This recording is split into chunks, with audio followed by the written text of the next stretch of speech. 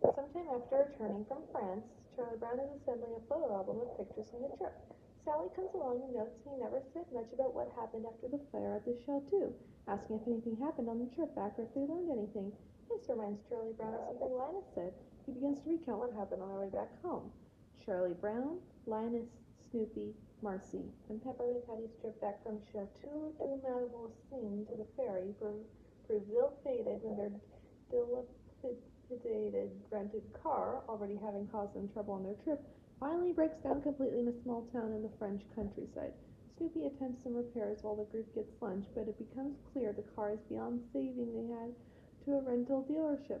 The owner, a kind French lady, agrees to trade the car for a new one after recognizing Snoopy as a flying ace from World War I. My war, she says proudly.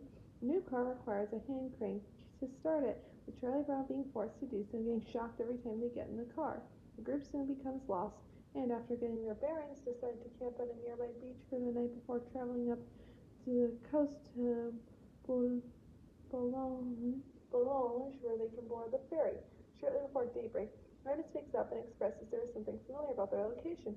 As he surveys the beach, images of war flash through his mind as he gradually realizes it is Omaha Beach, the site of World War II, Normandy landings on D-Day. He rushes back to the campsite and informs the others, describing the events of the Allied Army's arrival on June 6, 1944, and deaths of thousands of soldiers invading their shores. He points out various locations along the beach and explains their significance during the battle. He leads the group to the American cemetery for the fallen soldiers. As they approach, Linus recalls a speech he heard by General Eisenhower where he recalled his experiences in the massive battle. Many hundreds of men came here, the British and our other allies, the Americans, to storm the beaches for one purpose only, not to gain anything for ourselves, not to fulfill any ambitions that America had for conquest, and to just preserve freedom, systems of self-government in the world. Many thousands of men have died for ideals such as these, and here again in the 20th century for the second time, Americans along with the rest of the free world. But Americans had to come across the ocean to defend those same values. But those young boys, so many of them, whose graves they have been trading, have been looking out, wondering, and contemplating about their sacrifices. They were cut off in her prime, but they never knew the great experiences of going through life, like my son can enjoy. I devoutly hope that we will never again have to see such scenes as these. I think and hope, pray, that humanity will learn more than we had learned up to that time. We must find some way to work to peace and to regain an eternal peace for this world. After paying their respects at the cemetery, a rainstorm starts, forcing the group back into the car. They stop in the nearby commune of Aromanches, who wait out of the rain in a cafe. Linus reads to the group some more events at Omaha Beach and the horrifying experiences the Allied soldiers went through. When the storm sets up, Linus brings them to an outcropping and points the remains of Mulberry Harbor B, a portable harbor used by the British on D-Day. Proceeding northwards, they get lost once more.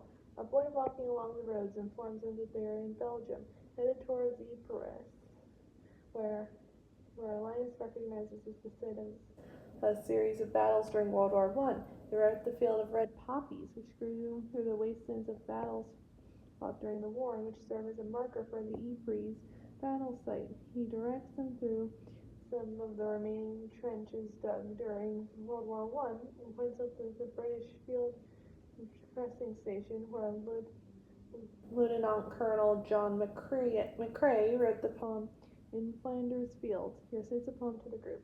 In Flanders Fields the poppies blow, between the crosses row on row. At Marker Place and in the sky, the larks will bravely singing by. Singing fly. Scarce heard amid the guns below. We are the dead, short days ago. We lived, fell down, and saw sunset glow. Loved and were loved, and now we lie in Flanders Fields. Group stands among the field of red poppies, taking the impact of the war and the sacrifice of the soldiers. Linus turns to Charlie Brown and asks the question that stuck with him after the trip. What have we learned, Charlie Brown? Charlie Brown finishes his story. Sally awkwardly interrupts his poignant, reflecting to the point that he's pasting his pictures in the album upside down.